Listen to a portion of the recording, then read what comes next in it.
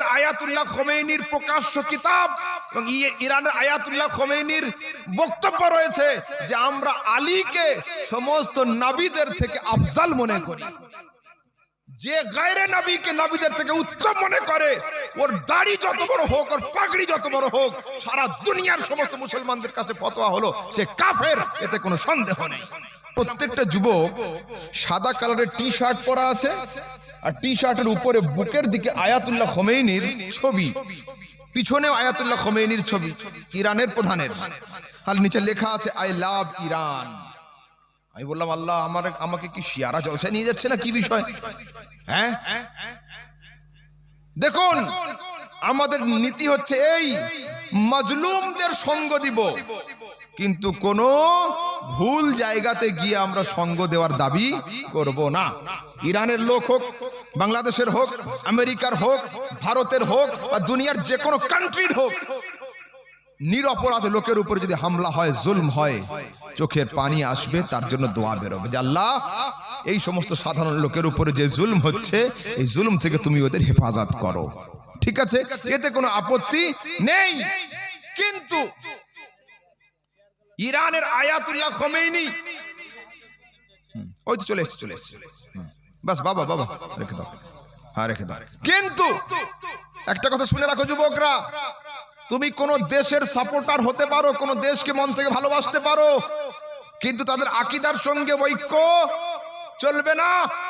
ইরানের আয়াতুল্লাহ খোমেনির প্রকাশ্য কিতাব এবং ইরানের আয়াতুল্লাহ খোমেনির বক্তব্য রয়েছে যে আমরা আলীকে সমস্ত নবীদের থেকে আফজাল মনে করি।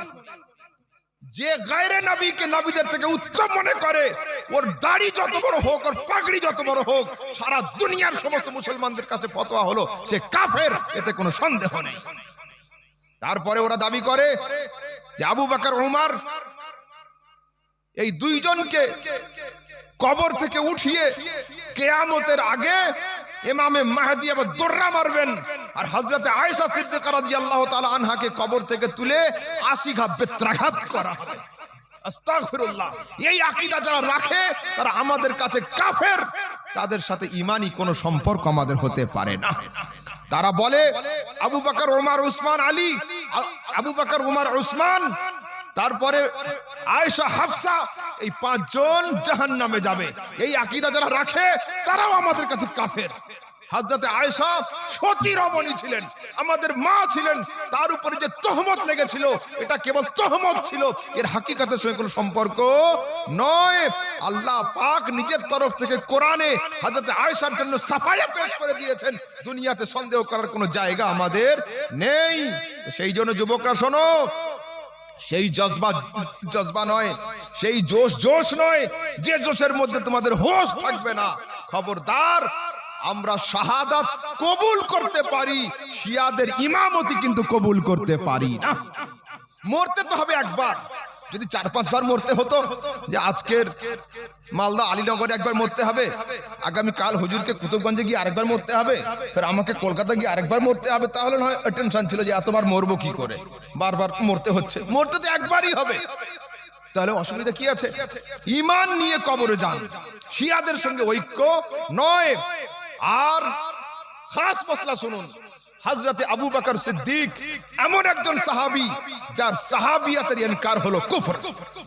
শাহাবুদ্দিন খেফাজি লিখছেন, মান আনকারা সুহবাতাস সিদ্দিক ফাকাত কাফার।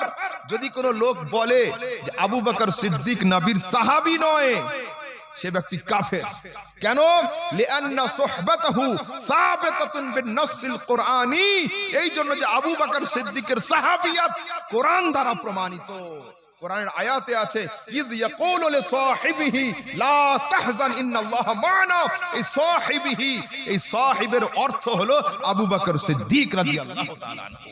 সেই খবরদার, শিয়াদের সঙ্গে কোনো সময়ের ঈমানের কোনো ঐক্য চলবে না আমাদের। ঠিক আছে?